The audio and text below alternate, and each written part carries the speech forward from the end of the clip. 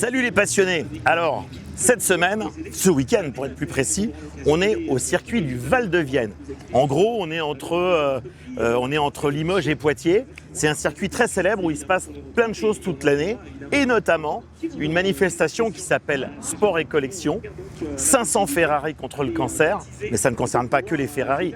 Là, évidemment, on est un peu au milieu des Ferrari parce que c'est un peu les stars du week-end, mais il y a toute marque, toute époque, tout modèle confondu qui viennent se rendre ici. L'intérêt, c'est de mettre de l'argent de côté pour le CHU de Poitiers.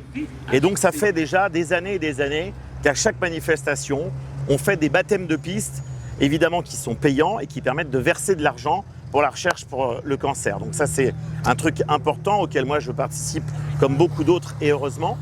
Et ce qui va être chouette, c'est qu'on va vous montrer pas mal d'éléments. Il y a des tas de stands, de tas de marques qui sont là. Il y a évidemment des équipementiers, il y a des fournisseurs, il y a des garages, il y a des restaurateurs, il y a des écuries aussi qui font venir des voitures et qui proposent aux gens de monter à bord et de profiter du circuit, de faire parfois des baptêmes, bien évidemment, ou des premières approches. On va aller notamment chez Daytona 73, bon, moi je les connais bien depuis longtemps, et chez Paul's Classic Cars.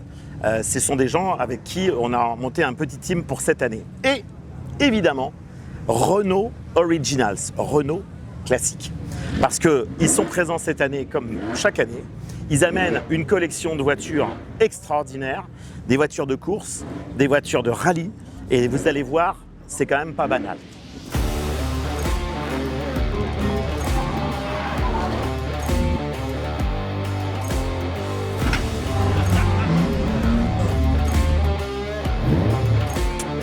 Bravo.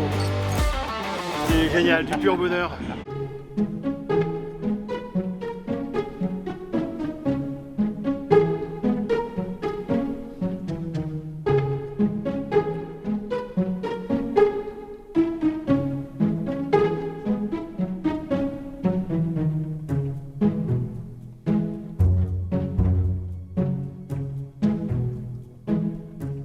Alors cette année, Renault est présent dans ce qui s'appelle The Originals Renault. C'est le nom de l'entité patrimoniale de Renault, donc le patrimoine de la marque Renault.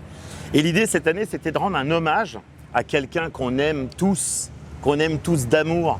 C'est évidemment Jean Ragnotti, surnommé Jeannot pour les intimes et les copains. Et Jean, aujourd'hui, il y a un grand nombre des voitures qui sont ici, qui sont des voitures sur lesquelles il a couru. Donc ça, c'est vraiment le plus bel hommage qu'on pouvait rendre à notre Jeannot national. Et les gens de chez Renault m'ont fait, à titre perso, pour moi, une toute petite faveur. Ils ont amené la Renault Dauphine que j'ai eu la chance de conduire pour le Tour Auto 2026. Et donc, on l'a laissée dans son jus, elle n'a même pas été nettoyée. Vous voyez, il y a encore les moustiques à l'avant. On l'a laissée telle qu'elle. Et cette voiture, donc, on a fait le Tour Auto avec cette année.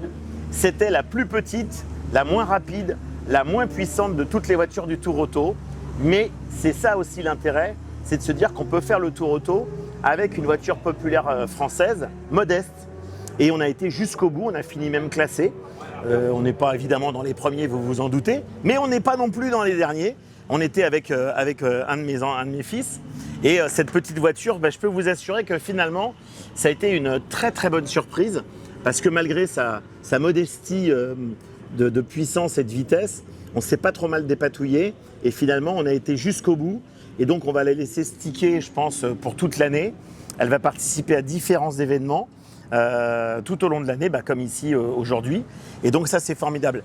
Et ce soir, dans quelques minutes, on va faire une parade sur le circuit du Val de Vienne avec toute l'équipe de Renault Patrimoine, de The Originals Renault, et il me confie cette voiture-là, qui est une R5, conduite évidemment par Jean Ragnotti, la fameuse Calberson.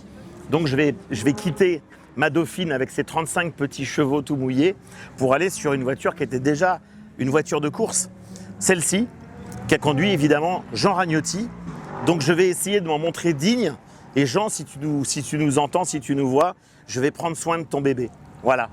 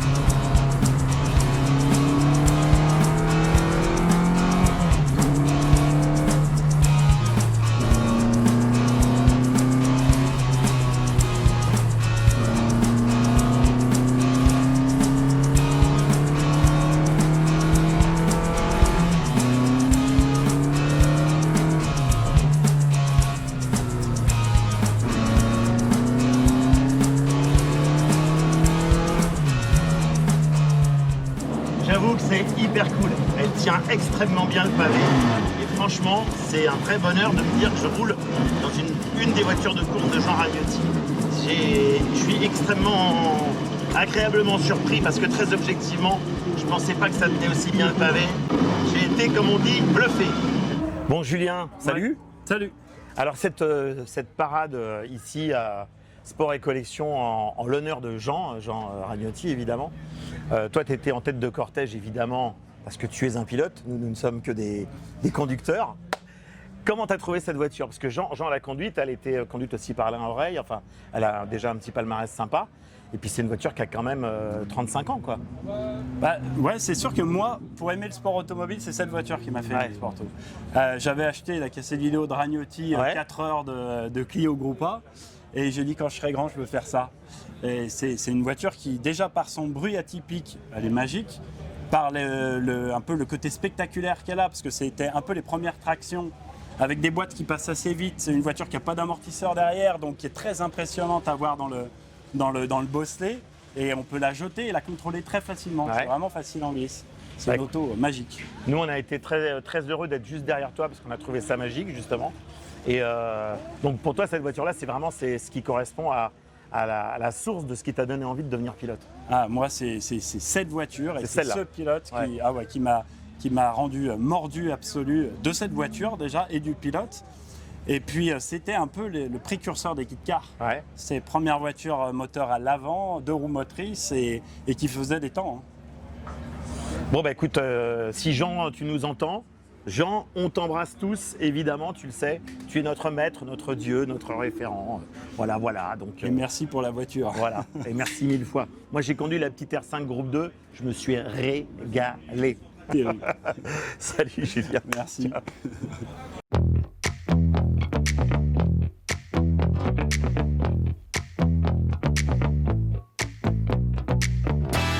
Bon bah salut Paul. Salut François. Alors toi tu es le patron, comme le nom l'indique, de Paul Classics Cars. C'est ça. Ça remonte à quand cette aventure? Eh ben, moi j'ai créé le garage Paul's Classic Cars il y a 15 ans. Donc on importe et on vend des voitures de collection. On en restaure aussi quelques-unes. Et puis là il y a 4 ans on a mis en place Paul's Classic Cars Compétition. Donc le but c'est de louer et de faire l'assistance de voitures de course historiques. Donc clé en main. Quelqu'un qui veut venir faire une manifestation style effectivement Sport et Collection, Le Mans Classique, etc. peut venir, il choisit sur un échantillon de voitures que tu proposes.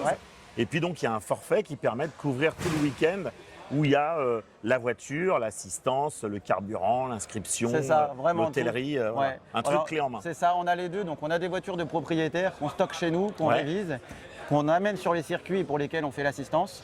Et puis on a aussi des voitures qu'on loue. Tu vois là on a 12 voitures, donc il y a 4 voitures de propriétaires et 8 voitures qui nous appartiennent. D'accord. Et là le but c'est de pouvoir faire rouler presque tout le monde, quoi. On fournit les tenues, on amène les voitures, on fait les inscriptions, on s'occupe de la nourriture, de l'hébergement, des tenues, c'est vraiment tout. Donc tu as tout clé en main. Donc tu payes évidemment un package qui comprend tout. C'est ça. Et donc toi en tant que passionné collectionneur, tu arrives et tu sais que tu as la voiture qui est prête, les équipements qui sont prêts, l'essence évidemment, les mécanos, l'assistance, les licences parce qu'il faut une licence. Et donc tout est compris. Vraiment tout ce qu'il y a autour. Le but c'est que le client il s'occupe de rien. On le bichonne, il monte dans la voiture, il roule et nous on s'occupe du reste, quoi. Et donc depuis que ça a ouvert, enfin depuis que tu as rajouté ça à ton activité, ça fonctionne bien Oui, c'est vraiment déjà on prend beaucoup de plaisir et puis ça marche bien, tu vois, un week-end comme ici, là on a 12 voitures donc c'est énorme et c'est en train de depuis 2 ans là, c'est en train de prendre de l'ampleur. Donc on a investi dans des camions pour le transport, des camping-cars. C'est terrible. Et puis on a surtout des retours qui sont bons. Toi, tu as roulé avec la Jaguar et tu peux vraiment avoir l'expérience client, quoi, nous dire ce que tu en penses. C'est super. Et du coup, je suppose que la plupart des clients deviennent des copains.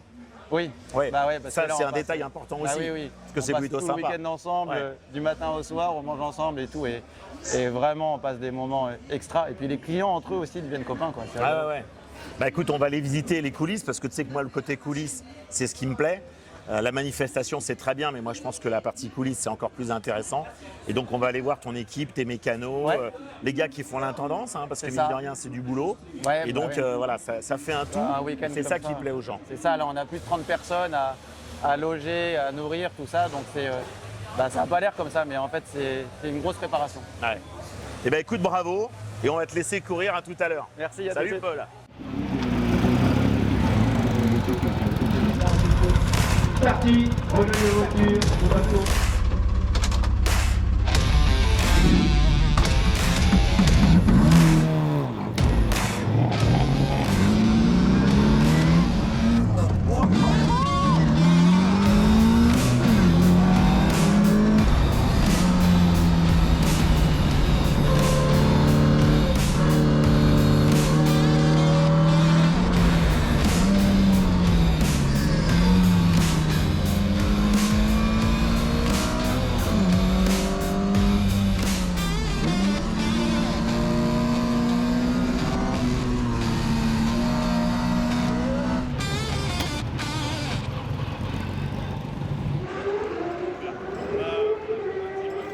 Mon cher Jean-Luc, comment ça va? Très très bien. Donc Très, c'est très toi bien. qui as gagné le petit tirage au sort. Ouais. Et donc c'est plutôt rigolo parce qu'on va faire un petit tour ensemble dans cette petite Jaguar type C. Ouais. Tu verras, alors on va y aller cool hein, parce que je ne vais pas mettre ta vie en danger ni la mienne. Mais tu verras, c'est une voiture très très sympa. Elle a le moteur 4 litres 2, 6 cylindres évidemment qu'on connaît et qui était aussi sur les type E, etc. C'est une caisse toute en aluminium, donc c'est très léger. Toute la partie moteur évidemment est lourde, donc si tu veux c'est lourd de l'avant, mais comme c'est une propulsion, c'est assez joueur, c'est assez rigolo. Et puis on va se passer un petit moment sympa tous les deux. Donc tu vas venir t'installer, et puis une fois que tu es installé, moi je vais m'installer aussi. Ok, bah écoute, je vais aller chercher. Et on va aller en pré-grille. C'est super. Ok, ça C'est roule, super. allez installe-toi.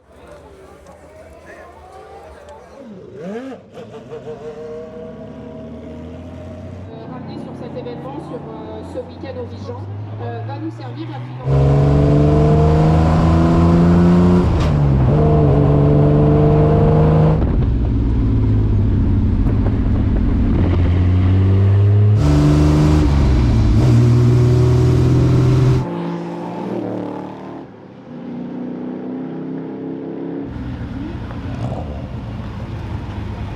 Bon, ça t'a plu? C'est génial, du pur bonheur. Merci à François, merci à Paul Classique, merci à toute la team, c'est que du bonheur. C'est un travail d'équipe. Un travail génial. d'équipe toujours. C'est génial. C'est toujours un travail d'équipe pour tout. C'est fabuleux, fabuleux, fabuleux, fabuleux. Alors, quand on est dans un événement comme Sport et Collection, un détail très important, le stand Michelin ici, bah, évidemment, il est fondamental, puisque pendant 3 jours, même 4 jours, on a des voitures qui tournent tout le temps sur le circuit. Et évidemment, il y a de temps en temps des bobos, il y a des crevaisons, il y a des inquiétudes par rapport à certains pneumatiques. Donc ici, il y a un stand spécifique où on peut venir faire changer ses pneus, vérifier quand il y a un doute. Et ça, c'est un truc très très important. Et nos petits camarades qui sont ici, c'est les spécialistes et c'est des gars ultra importants pour des compétitions. Parce que franchement, ils dépannent vraiment vite et bien. Je peux en témoigner parce que j'ai eu un petit souci perso avec la voiture qui m'a amené jusqu'ici. Et je peux vous assurer que les gars, ils bossent comme ça.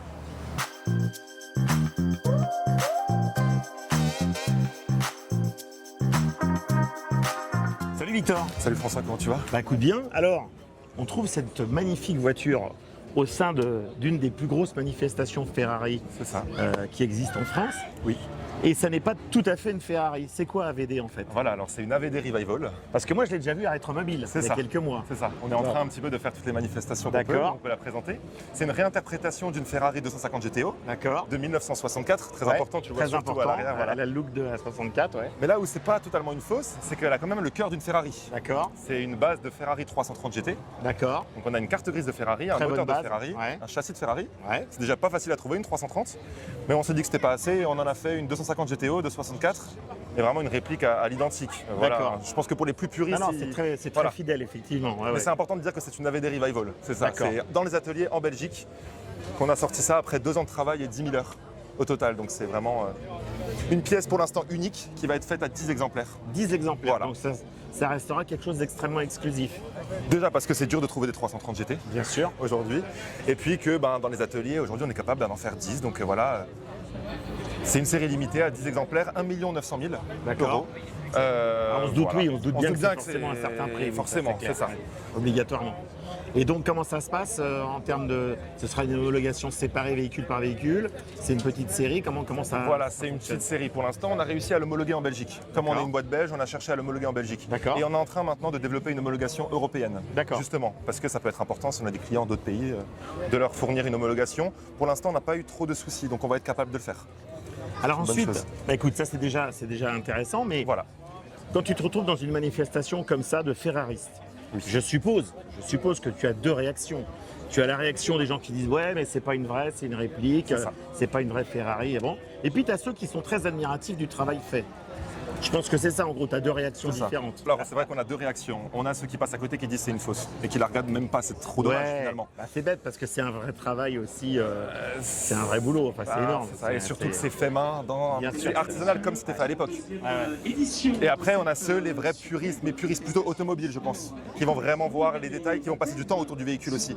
En fait si tu la regardes de loin et que tu vois qu'il n'y a pas le badge Ferrari, tu vas dire bah c'est pas une Ferrari, bah si, elle a, quand tu ouvres le capot tu vois qu'elle a un moulin Ferrari. Bien sûr. Et c'est toute justement la prouesse, hein, c'est ça. Et après à l'intérieur il y a aussi beaucoup de choses à dire. Hein, tu vois. Ouais, c'est très très soigné. Voilà, ouais, ouais. c'est impressionnant. On est vraiment très très proche. C'est la réplique, ouais, c'est vraiment ça. Donc c'est une réplique d'une vraie 250 GTO de 64 avec cette configuration rouge intérieur bleu. Aujourd'hui, il y a un client qui vient, il a une 330 GT, il veut qu'on lui fasse ce reste mode, il peut dire je veux la couleur. Oui, c'est à la carte. Voilà, c'est à la carte, hein, on peut lui Donc faire. à ce prix-là, ça peut être à la carte. Voilà, C'est normal, encore, évidemment. Et après, tout absolument a été refait selon les règles de l'époque, les règles de l'art. Voilà. Puis après, ce qui est encore mieux, c'est de l'entendre. Bien sûr. Voilà. Ça peut être pas mal. Ça peut être sympa si tu as envie de t'installer et puis de démarrer. Parce que du coup, c'est un V12 Colombo qu'on a rechemisé pour avoir la même cylindrée qu'une 250 GTO. D'accord. Donc c'est un 3 litres 300 chevaux, Ouais. 6 carburateurs. Ouais. Normalement, on avait 3 carbus, donc là, on a les 6 carbus comme à l'époque. Puis 300 chevaux là-dedans, ça suffit largement pour se Bien faire sûr. peur, j'ai envie de dire. Bien sûr, bien sûr. 1 tonne 150 Ouais. et carrosserie alu. Ouais. Hein, c'est pas Ce qui est de la très peu. fibre ou quoi, c'est ça. Très peu, bien sûr. ça. C'est l'avantage de l'aluminium, c'est d'arriver évidemment à avoir une carrosserie qui globalement pèse très peu. C'est ça, effectivement. Est-ce que tu voulais voir le moteur? Ah bah, je pense que c'est un peu le cœur de la. Voilà. C'est un peu le cœur du sujet. Ça, on n'a pu pas le recréer dans les ateliers. On a pris celui de la 330, c'est un vrai Ferrari. Donc du coup, c'est un 330 qu'on a sous-alésé C'est ça, pour revenir à la bonne cylindrée. exactement. On avait aussi que 6 trompettes d'admission. On a les 12 trompettes d'admission Ouais. maintenant, vraiment iconiques. Super important, ça respire bien. J'imagine. Et elle est bien réglée. Et ce qui est chouette, c'est que on a quand même une mécanique moderne, dans le sens où tout a été retravaillé. Une 250 GTO aujourd'hui à faire tourner. Oui, c'est quand même compliqué. fiabilisé. Là, c'est fiabilisé. Aujourd'hui, si maintenant tu avais la 250 GTO dans le garage, eh ben, tu peux ressortir avec celle-ci sans crainte. Elle démarrera au quart de tour, il n'y a pas de souci. Voilà. Tout est propre, tout est neuf.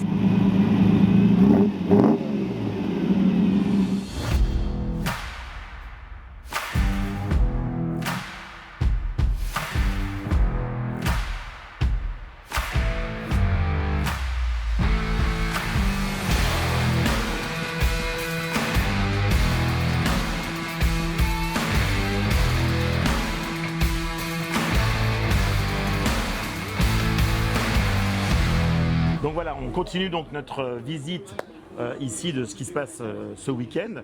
Et je vous montre un petit peu les coulisses parce qu'en fait, sur un événement comme ça, il y a de tout. Il y a évidemment des marchands qui font des fringues, il y a des marchands qui font de la pièce, des marchands qui font des goodies, des accessoires, des petites voitures miniatures. Il y en a qui sont là aussi pour nous alimenter. Hein. Exactement. Vu le temps qu'il fait, les glaces ne sont pas de refus, les boissons non plus. Donc voilà, en fait, un événement, qu'il soit automobile, moto, etc., c'est un ensemble de choses. Et pour que la manifestation soit sympa, évidemment, le centre du sujet, c'est l'automobile. Mais c'est important qu'il y ait aussi tout ce qui va en périphérie de l'automobile. Donc on peut aller d'un stand Michelin qui s'occupe de pneus jusqu'à un stand qui vend des blousons avec un bon look. Voilà, il faut de tout pour faire une bonne manifestation. Et ça, c'est aussi les coulisses d'une manifestation.